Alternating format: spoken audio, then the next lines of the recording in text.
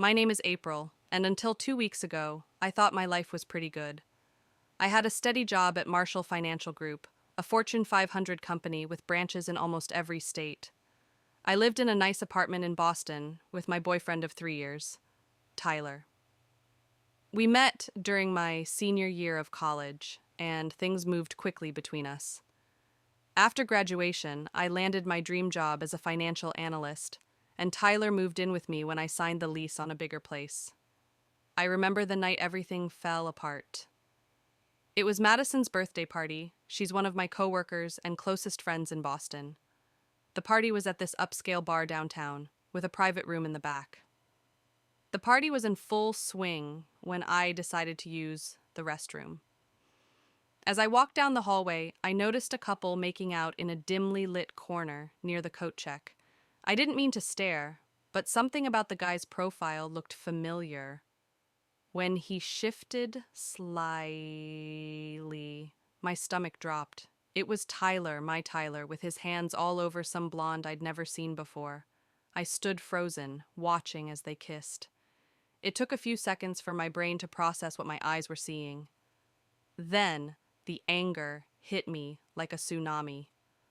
"Are you kidding me?" I shouted, loud enough that several people turned to look. Tyler jumped back like he'd been electrocuted. His eyes widened when he saw me. "April, this isn't." "Don't you dare say this isn't what it looks like," I spat, my voice shaking. "Because it looks exactly like my boyfriend cheating on me at my friend's birthday party." "April, please, let's go home and talk about this," he pleaded. "Home," I laughed, but it sounded hollow even to my ears. "You mean my apartment that I pay for? The one you live in rent-free because I'm an idiot who believed you loved me? I want your stuff out of my apartment by tomorrow." I turned and walked out of the bar, ignoring Tyler calling my name. Madison followed me outside and helped me get a cab. I was too angry to cry. That would come later when I was alone in my apartment, surrounded by Tyler's things that reminded me of what a fool I'd been. For the next 2 weeks, I threw myself into work, staying late at the office and taking on extra projects. But every time I went back to my apartment, the emptiness hit me. Not because I missed Tyler, the anger was still too fresh for that, but because I realized I had no real ties to Boston other than my job. My real home was back in Pinewood, a small town in upstate New York. The house my dad had built with his own hands, the one he'd left to me when he died from cancer 8 years ago. I was 19 and in my sophomore year of college when it happened. Mom had called me at 3 a.m. to tell me Dad had taken a turn for the worse, but by the time I made the 6-hour drive home, he was already gone. Dad had left the house to me in his will. It was his way of making sure I'd always have a place to call home. After the funeral, I went back to college and tried to focus on my studies. Mom lived in the house alone for about a year, and then she dropped a bombshell on me. She was getting remarried to a guy named Robert, who had 2 teenage kids from a previous marriage. I wasn't happy about it. It felt too soon after Dad, and the idea of strangers living in our family home made my skin crawl. But Mom pleaded with me, saying she was lonely and that Robert was a good man who made her happy. In the end, I agreed to let them move in. What else could I do? I loved my mom, and the house was too big for her to live in alone. After graduation, I took the job in Boston instead of moving back home. Part of it was the career opportunity, but if I'm being honest, a bigger part was that I didn't feel like it was my home anymore. The few times I visited during holidays, I felt like an outsider. Mom was always busy with Robert or his kids, Emma and Jason. They were polite enough, but it was clear I wasn't part of their new family unit. As I sat in my half-empty Boston apartment, scrolling through my phone and ignoring Tyler's texts, I made a decision. It was time to go home, to my home. My company had a branch in Albany, just a 30-minute drive from Pinewood. I could transfer there, reclaim my house, and start fresh. I called my boss, Mike, the next morning and asked for a meeting. "April, what's on your mind?" Зрение, он спросил, когда я сел напротив его стола. I need to request a transfer to the Albany branch, I said, getting straight to the point. He studied me for a moment, then sighed. You're one of our best analysts, April. I'd hate to lose you entirely. Let me make some calls and see what we can work out. 3 days later, Mike confirmed my transfer. I'd be taking a small pay cut, but I could live with that. The cost of living in Pinewood was a fraction of Boston's anyway. That night, I called Mom to tell her the news. Mom, I've got something to tell you, I said when she answered. I'm moving back home, to the house. There was a pause. Oh, when? In about 2 weeks, I just wanted to let you know so you could get my room ready. Another pause. Longer this time? Your room? But Emma's been using that room since she started college. Well, she'll have to move to one of the other bedrooms, I said, trying to keep my tone neutral. It's my house, Mom. Of course, she said quickly. It's just unexpected, but we'll be happy to have you home. Something in her voice told me the opposite, but I pushed the thought away. Great. I'll see you soon then. As I hung up, I couldn't shake the feeling that my homecoming wasn't going to be as simple as I'd hoped. But I was determined to reclaim my life and my house no matter what. The 2 weeks before my move went by in a blur. I terminated my lease, sold most of the furniture, and packed up everything that mattered. My friends threw me a goodbye party at our favorite bar, deliberately not the one where I'd caught Tyler. Cheating. The drive to Pinewood took nearly 6 hours. I pulled up to the 2-story colonial house on Maple Street, my house. Dad had designed it himself, working with a local builder to create our family home.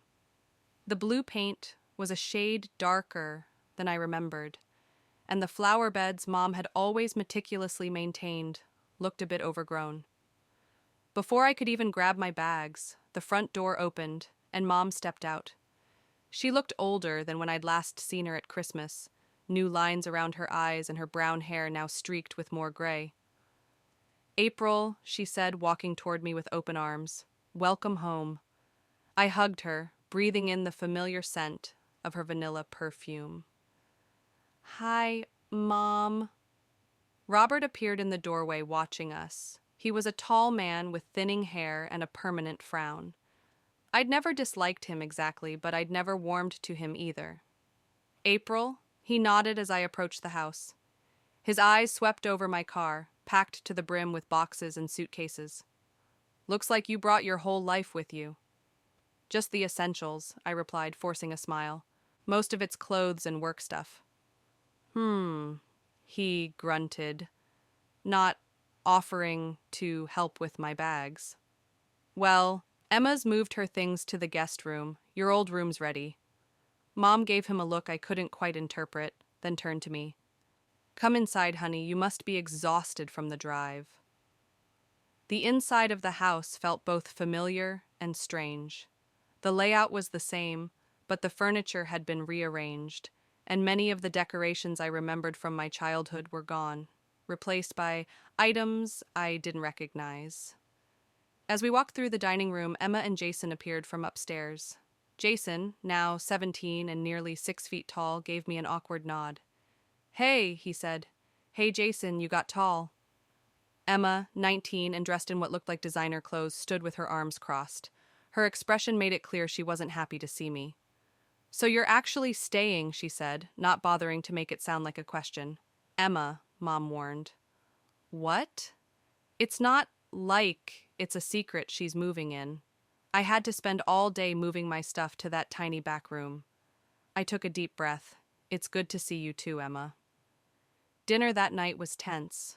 Robert talked about his job at the local bank. Jason mumbled responses when directly addressed, and Emma picked at her food while glaring at me occasionally. So, Robert said eventually, how long do you think you'll be staying? I paused with my fork halfway to my mouth. I'm not staying. I'm moving back. This is my permanent home now. Robert exchanged a glance with Mom. Right, of course. It's just that we've gotten used to certain arrangements around here. I'm sure we can all adjust, I said, evenly. I'll be working full-time at the Albany branch, so I'll be out of the house during the day. I had to give up the big room because of you, Emma blurted out. I've been using it for 2 years, and now I'm crammed into that closet of a guest room. I waited for Mom or Robert to say something, to remind Emma that it was my house and my room, but they remained silent, looking uncomfortable.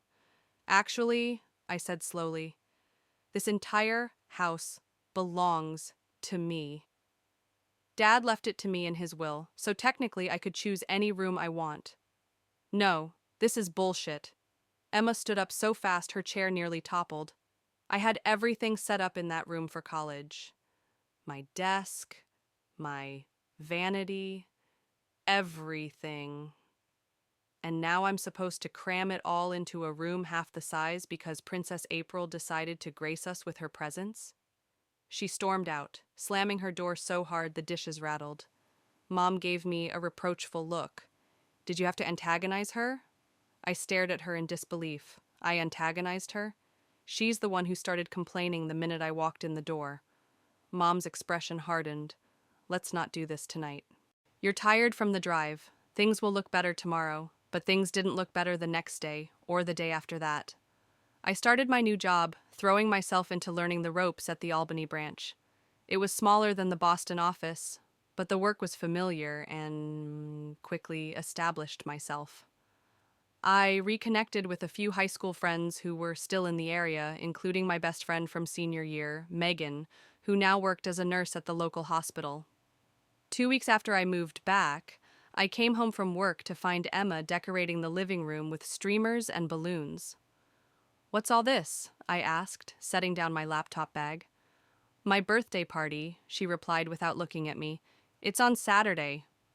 That's cool. Should I get you a gift or something? I tried for politeness, though the last thing I wanted to do was shop for my sulky stepsister. Emma snorted. No need, you won't be here. Excuse me? Mom appeared from the kitchen then, looking nervous. April, honey, can I talk to you for a minute? She led me to the back porch, where we used to sit and watch the sunset when I was a kid. Now it was cluttered with Robert's tools and gardening equipment. Emma's having some friends over for her birthday on Saturday. Mom twisted her hands together. She was hoping to have the house to herself for the evening. I stared at her. Are you actually asking me to leave my own house for Emma's party? Just for a few hours, you could go to a movie or have dinner with Megan. Are you kidding me? Mom, this is my house. I'm not going to be kicked out for a birthday party I wasn't even invited to. Please don't make this difficult, Mom pleaded. Things have been tense enough since you moved back. And whose fault is that? You all act like I'm intruding when I'm the one who owns this place. Mom's face fell. I thought you might do this as a favor to me. That hurt. I stood up. I won't make a scene at Emma's party. I'll stay in my room, but I'm not leaving. Mom looked disappointed, but nodded. I'll let Emma know. At dinner that night, Emma made her displeasure known. I guess I'll just have to move my party to Luciano's, she announced dramatically. Since some people, she glared at me, won't compromise. I bit my tongue, focused on my plate, and said nothing. Robert muttered something about the cost of restaurant parties, and Jason, as usual, looked bored with the whole situation. On Saturday, Emma and her friends went to Luciano's for her birthday. The house was blissfully quiet, and I spent the evening in my pajamas, watching movies in the living room, and enjoying having the place to myself. For the first time since moving back, I felt at peace in my own home. Life settled into an uncomfortable routine over the next few months. I went to work, came home, and tried to avoid conflict with my housemates. It was hard to think of them as family anymore. Most evenings, I'd eat dinner quickly and retreat to my room, or go out with Megan or other friends I'd reconnected with. At work, things were going well. My boss in Albany appreciated my experience from the Boston office, and I was already being considered for a team lead position. The commute wasn't bad, and I enjoyed the familiar scenery of my hometown.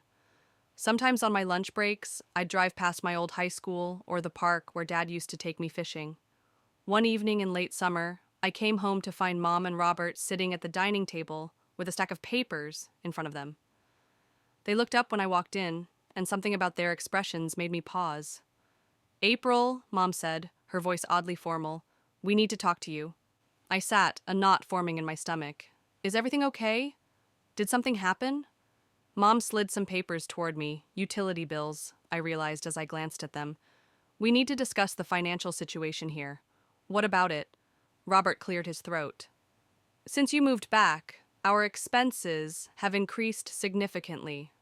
Water, electricity, heating, it's all gone up. I contribute to the grocery fund," I reminded her. "I give you $300 every month, remember? That's more than my share of the food." Mom and Robert exchanged a look. "That's just for food," Mom said. "It doesn't cover the other expenses." I felt a chill that had nothing to do with the air conditioning.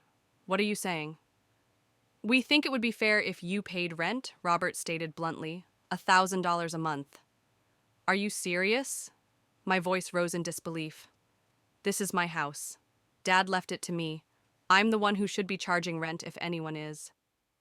Robert's face hardened. "Now, listen here, young lady.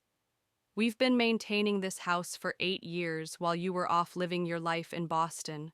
We've paid the property taxes, fixed the roof, replaced the water heater." "I never asked you to do any of that," I shot back. "And I offered multiple times to help with major expenses, but Mom always said you had it covered." I looked at Mom, waiting for her to back me up, to say something in my defense. Instead, she looked away, her lips pressed together. "Mom," I said, "my boy's smaller now. You can't seriously expect me to pay rent for my own house." "If you can't contribute financially," Robert said coldly, "then perhaps you should find somewhere else to live." The words hit me like a physical blow. I turned to Mom again, sure she would object to her husband telling her daughter to leave her own home. But she just nodded slightly, agreeing with him. I left the room before they could see the tears threatening to spill. In my bedroom, I sat on the edge of my bed trying to process what had just happened. The house was quiet, but my thoughts were deafening. Sleep eluded me that night. By morning, I'd moved from shock to anger. I dressed for work mechanically, steeling myself for the confrontation I knew was coming. When I went downstairs for breakfast, the whole family was already there. Mom, Robert, Jason slouched over his cereal, and Emma, who looked up with a smirk that told me she knew exactly what had happened the night before. "So," she said sweetly as I poured a cup of coffee, "when are you going to start paying rent? Or are you moving out?" Something inside me snapped. I set my mug down carefully and smiled back at her. "Actually, I've made a decision." All eyes turned to me. "This house belongs to me," I said, my voice steady and calm, despite the rage boiling inside. "It was left to me by my father. Everyone else here lives in this house because I allow it." Robert started to interrupt, but I held up my hand. "Starting next month, I'll be implementing a new arrangement. Each of you, Mom, Robert, Emma, and Jason, will pay $500 a month in rent. That's $2,000 total." A stunned silence fell over the kitchen. Emma's mouth hung open in shock. "You're joking," Mom finally said, her voice barely above a whisper. "I'm absolutely serious. Consider it the market rate for the area, split 4 ways. It's actually quite reasonable."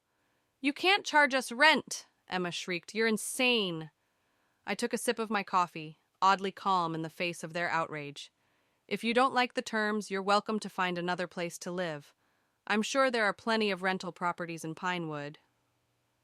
"You would throw out your own mother," Robert demanded, standing up to tower over me.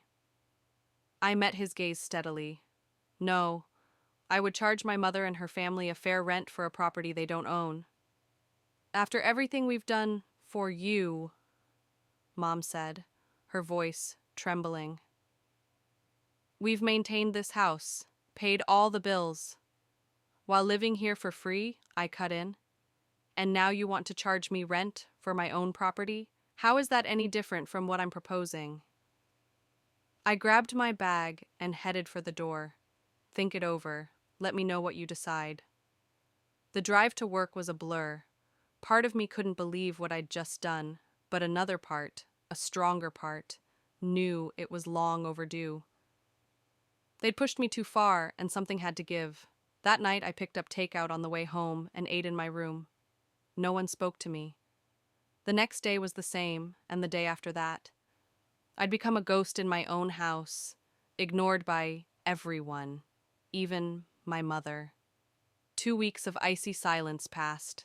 I bought my own groceries and kept them separate in the fridge. I did my laundry when no one else was around.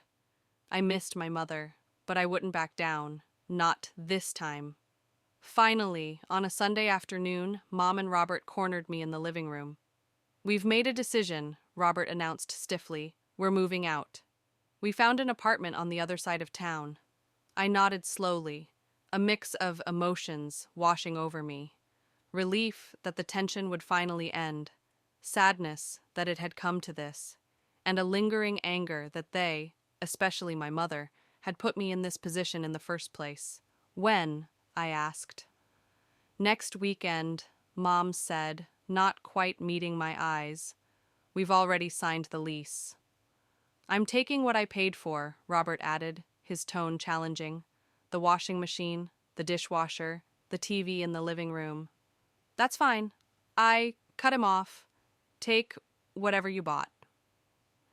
The next week was filled with the sounds of packing and moving. Emma made a point of slamming doors and drawers whenever I was nearby. Jason mostly kept to himself. Mom barely spoke to me, like focusing instead on organizing and packing.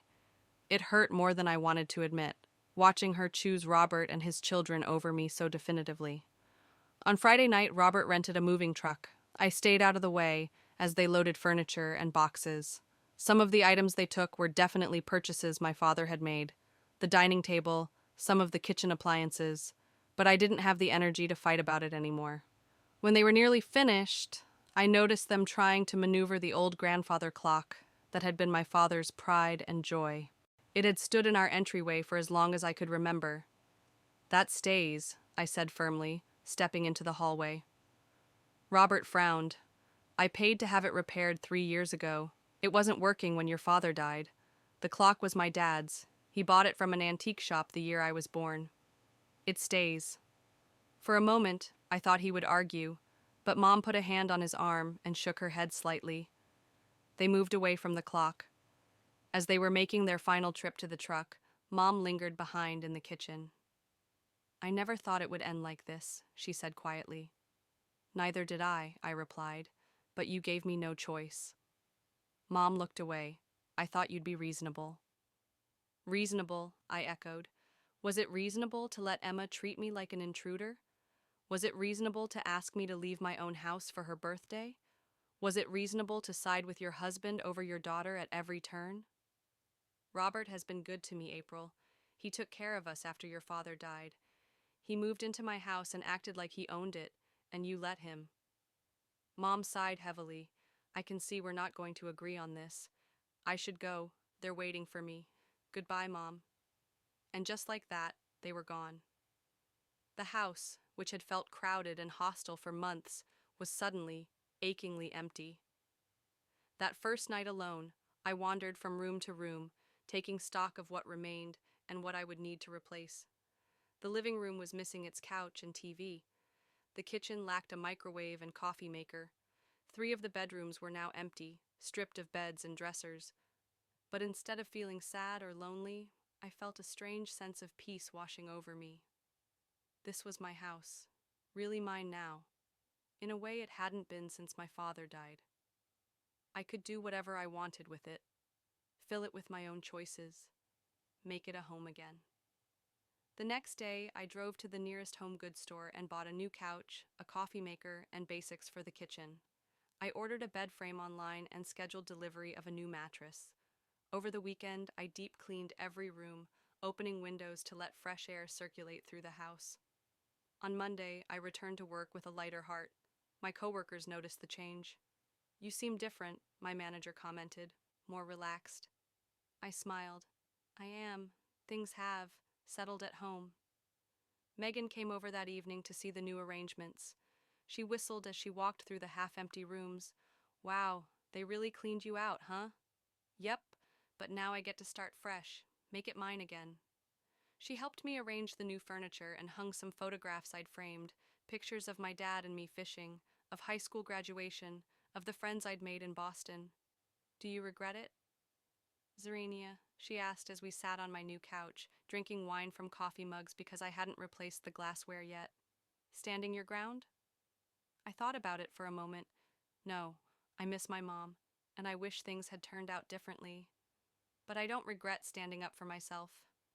My birthday came in early October. I didn't expect to hear from Mom, but the silence still stung. Aunt Susan called to wish me happy birthday and awkwardly mentioned that she'd seen Mom and Robert at the grocery store, and they seemed to be doing well. She didn't even ask about me, did she? Zrenia, Aunt Susan's hesitation was answer enough. Give her time, April. She's stubborn, just like you. I don't communicate with my mother or her family now. They didn't tell me their new address, and I haven't asked for it. Mom didn't even call on my birthday, which hurt, but it showed me clearly where her priorities lie, with Robert and his children, not with me. I hear from relatives that they're doing fine, and that's enough for me. I live alone in my house now, but I don't feel lonely. For the first time in years, I feel at peace. This is my home, and I've reclaimed it. Whatever the future holds, I know I made the right choice in standing up for myself. Dad would have been proud.